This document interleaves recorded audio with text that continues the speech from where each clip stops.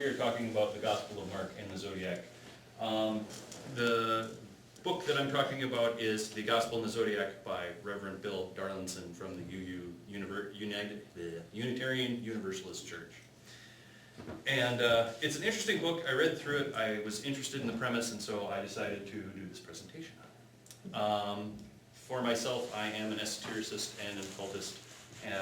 And I find a great deal of interest in these sorts of theories and tying together, especially since, as a priest, I am interested in the religious aspects, and the crossovers between them are always very pertinent to my line of work. So, the basic theory, let's see, where did I start? I started with the Zodiac. Okay, so I'm kind of assuming everyone sort of knows what the Zodiac is, but I wanted to go through it just because I wanted to make sure that we're all talking about the same things. It is an arrangement of 12 constellations in the sky, which the sun appears to travel throughout the year. Now, in ancient times and in modern times, it is divided equally into 12 signs. The actual constellations do not divide the year equally. They're bigger and smaller, and they move around. The stars move around, so the constellations change. So the sun doesn't actually stay in all of them for the entire month, and the months have different lengths. So, it is sort of a conceit. It's a model that's put on the sky rather than an actual astronomical phenomenon. Okay, so that's the first thing that it's good to know. Each of these signs of the zodiac has a correspondence, or several hundred correspondences based on different things. The time of the year, different attributes to which the time of the year is associated, and different personality traits, colors, animals, plants, illnesses, body parts, all sorts of things. Each of the constellations also has a decan. Now in this context, a decan is another constellation which is associated symbolically with the one that the sun travels through. So for instance, I will go through one in a little while as an example, but the one that I know of for Cancer is Orion. Orion is a decan of Cancer, I believe, the crab. So I believe in mythology they fought together and there was a big hullabaloo that way. I also know the eagle ends up being a decan with Scorpio. So that's the sort of thing that is all about. So the zodiacs are associated, the zodiac signs are associated with the different four classical elements.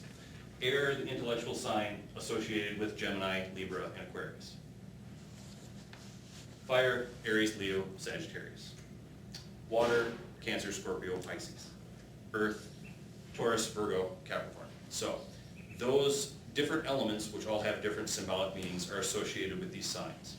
And air is for intellect, fire for will and for passion, water is for emotions, and the earth is for the material realm and the body.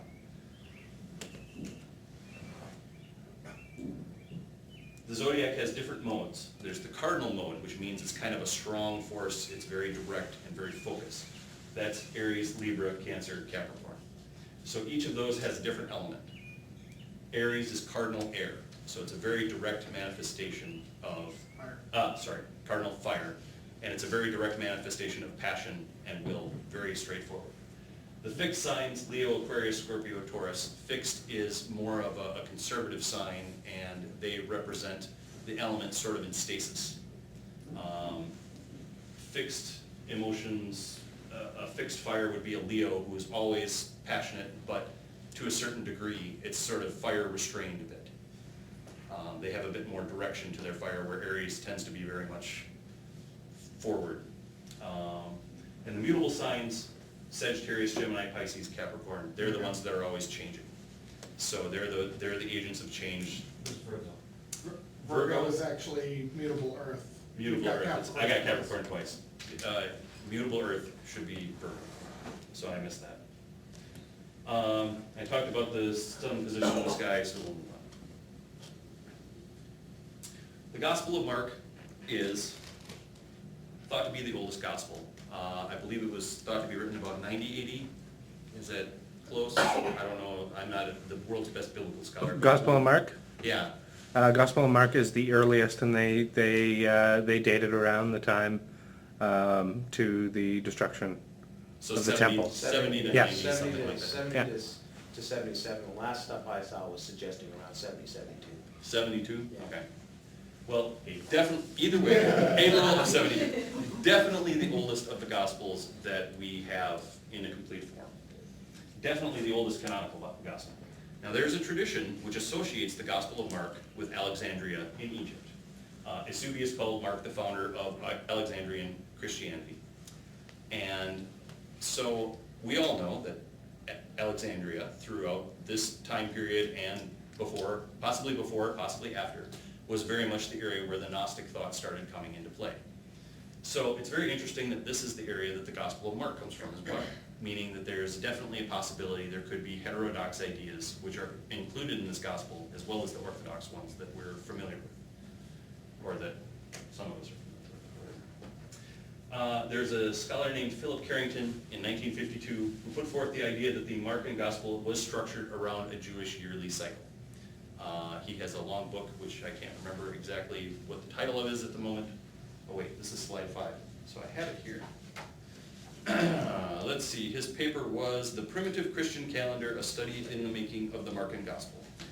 So he puts forth a very structured idea of this thought. The Gospel of Mark is associated in 12 parts with the different signs of the Zodiac, which the ancient world would have been familiar with.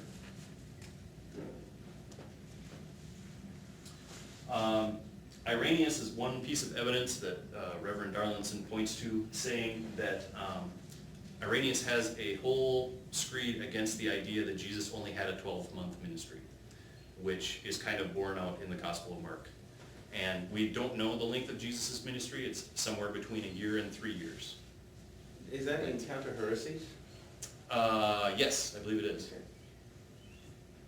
I'm not sure. I have the reference in here. I don't know exactly where. I know Darlinson has the reference where in Adversus Heresies it is.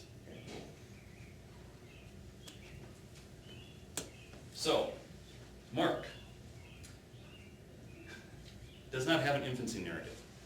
It begins with the baptism by John the Baptist in the waters of the Jordan.